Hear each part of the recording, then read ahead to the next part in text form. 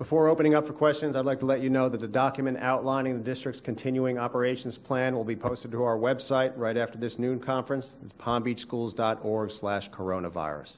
At this time, we'll take questions. Hi there, it's Andrew Mayer from the Palm Beach Post.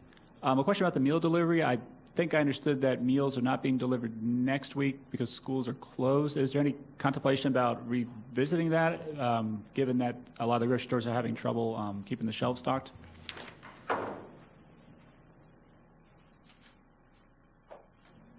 No, that's not what I said. We are in conversation with our community partners, South Florida Food Bank, to make sure that we can continue to serve those meals during the spring break.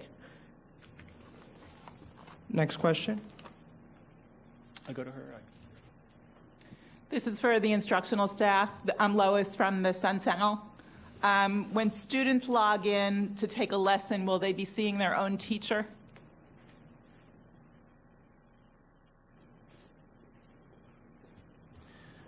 So the model that we have that's going to be being rolled out is going to have a couple of different phases to it.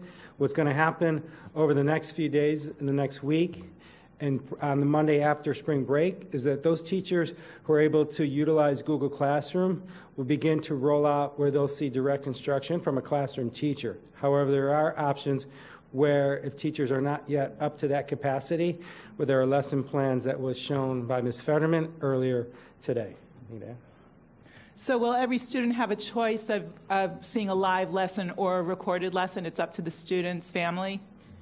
Well, it would be up to the instruction, that's the option in which the teacher work very closely with the principal in regards to what the best delivery option would be based on the individual needs of the, based on the differentiation for the classrooms per se. So there are options. One particular school could be using all three options, not that one school is saying that they're going to just use option one and not option two. We will be leaving some of this to the teacher and where they're comfortable in providing this digital platform. Okay, next question. This is Tanya Rogers with Channel 5. My question is, how will special education students, how are they going to learn remotely, especially for those who are part of ESY, the extended school year? So what's on tap for them?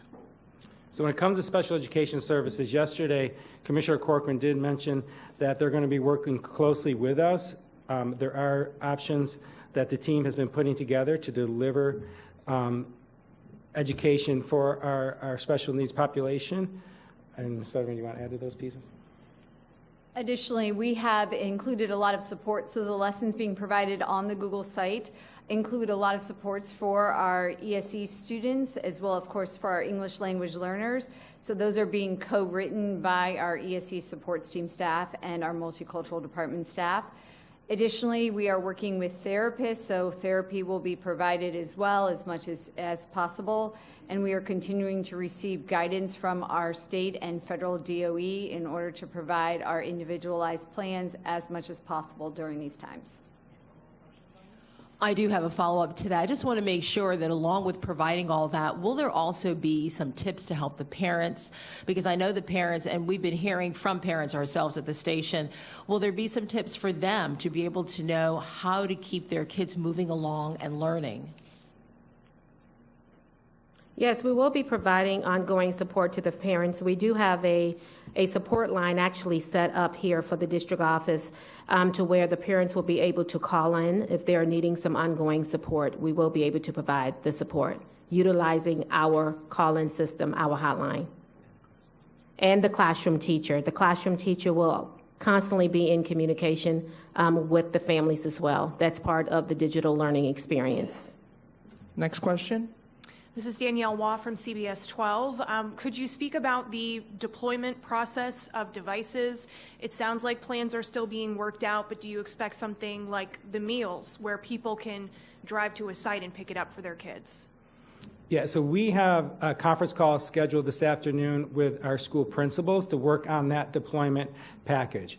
So right now, again, the first thing I urge all individuals who are listening, if you have not completed the survey, complete the survey. So those individuals who have identified that they need a device will be asking our principals to reach out to those particular families so that they can be scheduled to come in to get a device from their particular school. Right now, this will be school-driven, not necessarily at the feeding sites at this point. So all of our schools have devices ready to be deployed. What we need now is the information. So we know we have a number of families that are in need. We will begin that process with our principals this afternoon with deploying those devices. So this will be kind of a work in progress. The more that the surveys get completed, the more efficient it will be for families to get a device. Different subject. I take it that this digital learning plan will continue for the rest of the school year. What does this mean for graduation? Are those ceremonies canceled? So we are prepared to provide education through the end of this school year. When it comes to graduations, we'll wait for direction from our governor, our commissioner at this time, so it's tough to say at this time. But as far as education virtually, we will continue to provide that, and we will provide more updates on graduation as we have information. Okay, next question. This is Angela Rozier with WPBF 25 News. My question is, do you have an official start date for this digital planning to start? And if so, when will it end?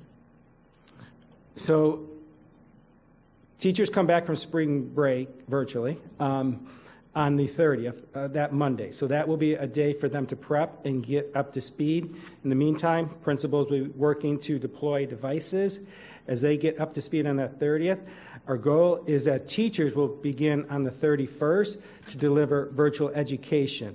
So we do ask for some community to be flexible on this as we build up this scale, but our goal is that Tuesday after. In the meantime, between now and that time, as I mentioned earlier, we have a number of platforms, resources that families can utilize from iReady, SuccessMaker for math. Please go to our webpage to use those resources in the meantime. And this is the last question. Will the grades that these students get during this digital learning, will that be included with their overall GPA? Because a lot of seniors are graduating and hoping to get, a good GPA to get into colleges. How will this work? Yeah, grading is a question that we're getting a lot of. Right now, we're working through some of the details on that piece, as well as we're getting information from the Department of Education as far as what will be held accountable for students and what won't. So as we get more information, working with the Department of Education, we'll provide that to our schools and our teachers and to our community. Sorry guys, just one more question. The question about the teachers on the 30th that week. I guess they're going to be working from home. Is that the assumption at this point? I know this is still unfolding. So this afternoon, when we have our conference call with the principals, we'll be working with them on a staggered schedule to allow teachers to pick up, because when we closed schools last week, teachers need to go back and pick up either possibly Chromebooks, teacher editions, other materials that they need. We'll be working with our principals to allow teachers to come on campus in a staggered stage to pick up things that they need to work virtually.